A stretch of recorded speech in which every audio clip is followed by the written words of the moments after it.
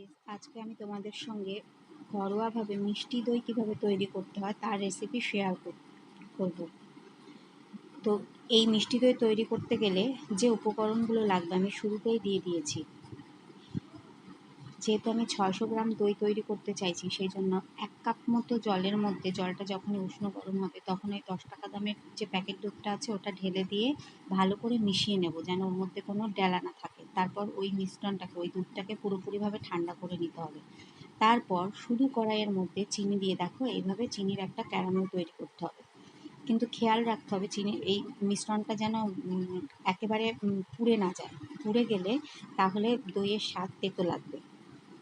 যেহেতু আমি 600 গ্রাম দই তৈরি করব, সেই জন্য আমি 4 চামচ মতো চিনি নিয়েছি। সেইটার ক্যারামেল তৈরি করে এর মধ্যে ছোট যে কাচের গ্লাস আছে সেই গ্লাসে 2 গ্লাস মতো জল দিয়ে এই মিশ্রণটাকে মিশিয়ে নেব।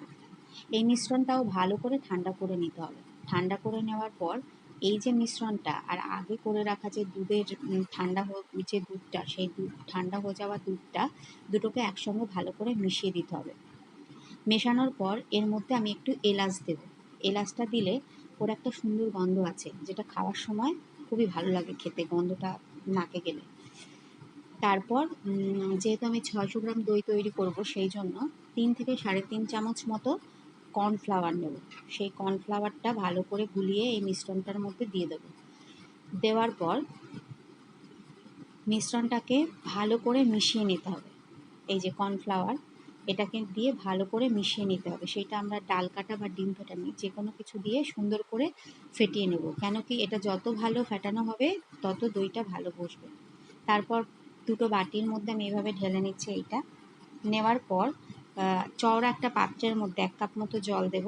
দিয়ে জলটা ফুট উঠবে এরকম সময় এই দইয়ের বাটিগুলো ওর মধ্যে বসিয়ে দেবো। বসিয়ে দেওয়ার পর 10 মিনিট মতো হালকা আছে এটাকে গরম করব। উপরে একটা ঢাকা দিতে হবে যেটাতে হাওয়া পাস হওয়ার ব্যবস্থা থাকে। তারপর এটা হয়ে গেলে নামিয়ে নিয়ে দইটাকে ঠান্ডা হওয়া পর্যন্ত বাইরে রাখতে হবে। ঠান্ডা হয়ে গেলে তারপর ফ্রিজের মধ্যে রাখতে হবে। ফ্রিজে রাখার পর এই যে দইটা পুরো রেডি।